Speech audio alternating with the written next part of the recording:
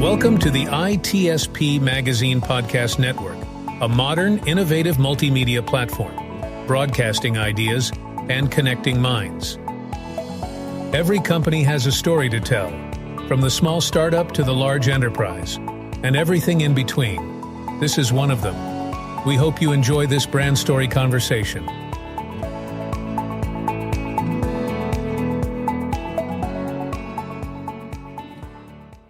Here we are, we're ready for another 7 minutes on ITSP Magazine. This is Sean Martin coming to you from Sector in Toronto. Black Hat event, bringing together the cybersecurity community from Toronto and beyond here in Canada. I have to say the community is strong, and speaking of the word community, I had the pleasure of going to the community lounge, which was buzzing with lots of amazing people, and I got to make some new friends there. And two of them are Vasu Daggupaty and Rushmi Hasham.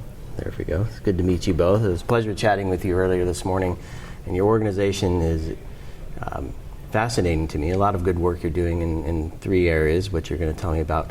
Quickly, a few words about you and your role. And Rushmi, we'll start with you. Thank you. Great meeting you today too, Sean. I'm Rushmi Hasham. I'm the Director of Strategic Partnerships at the Rogers Cybersecure Catalyst. Welcome. And joining me is my colleague Vasu. Vasu Daggupaty, Manager of Strategic Partnerships and Investment at the Rogers Cybersecure Catalyst. Great to be here, Sean. Thanks. It's a pleasure to have you both on. Who wants to give the overview of the Rogers Cyber Catalyst? I can get it started, and Vasu can tell you more. So the Rogers Cybersecure Catalyst is a non-for-profit owned and operated by Toronto Metropolitan University. We serve as the university's national hub for cyber education and a lot of other areas, which Vasu is going to tell you more about. Sure. I think if we can summarize what the work that the Catalyst does, it's really three areas. We're a center of training, and we train individuals in how to become cybersecurity professionals. We give them the credentials they need to become employable in the market. We train organizations in how to be cyber safe, testing their incident response plans, teaching them what to do when they do face an actual cyber threat.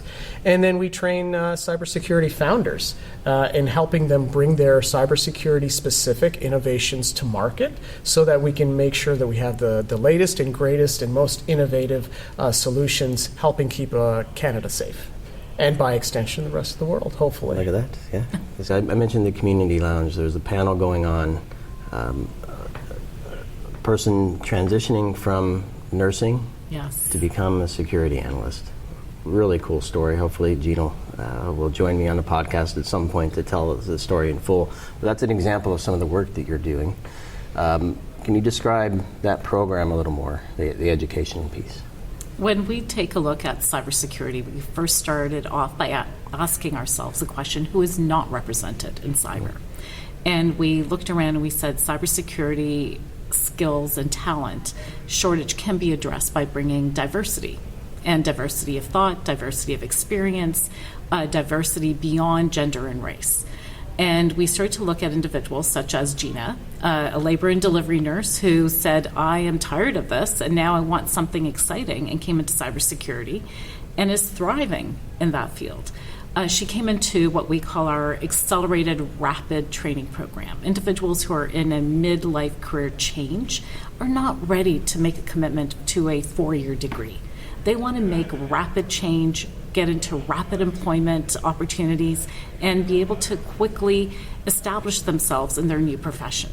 So our training programs really focus on how do you gain those skills that are going to get you not just started, but give you an accelerated start so you can get into those rapid specializations that industry is looking for. So it's a 7-month program, and it helps individuals to gain key hands-on skills in collaboration with the SANS Institute, the world's most recognized and trusted cybersecurity training. Really pleased that they're our partner, but also we have Catalyst programming built in that allow for individuals to know how to transition their skills from other careers. What does cybersecurity really need? What is the global posture in cyber business acumen, and career skills. because we need to transition. So you package all of this up and you have an individual who is cyber job ready. Yep.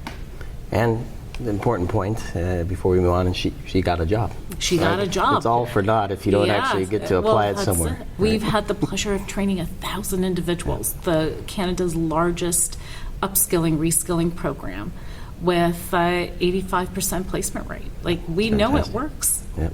I met a few of them, and there were even more hands raised in the community lunch today. I saw as well, alumni. Yeah. Let's shift to the security training, and I think it was a gentleman I met this morning, I can't remember his name, does the tabletops. Yes, Lester. Lester, there. Yes. Yeah. So I think that's probably one piece of the broader thing. Well, it's interesting, just to dovetail on what we're talking about. When you create brand new cybersecurity professionals that are filling the talent gap, organizations come up to you and say, hey, I need those kinds of individuals in my organization. And once they're in that organization, they say, okay, having this individual there is not enough to keep me cyber safe. I need to create a whole of organization mentality on making sure we all have a stake in keeping ourselves secure. And so that's really where the corporate training takes over, and it does everything from non-technical training, where we do tabletop exercises, mainly for the C-suite executives and decision makers to be able to say, okay, when I'm faced with a cyber threat, who do I call? Do I call law enforcement? Do I call insurance? Do I call my lawyer? What do I tell my clients? When should I tell my clients? Do I put out a press release? What does that press release say? And it's really forcing them to think about all of those different aspects of a response to a cyber threat before it happens.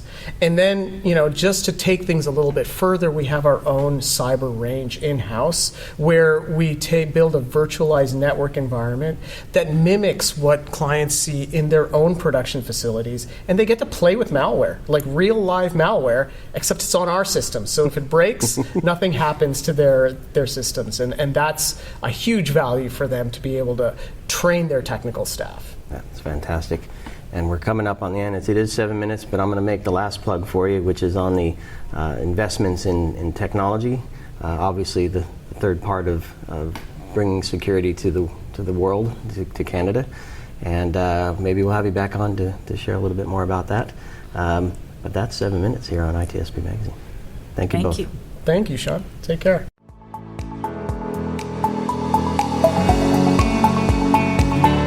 We hope you enjoyed this episode and that you will come back for more brand stories on ITSP Magazine.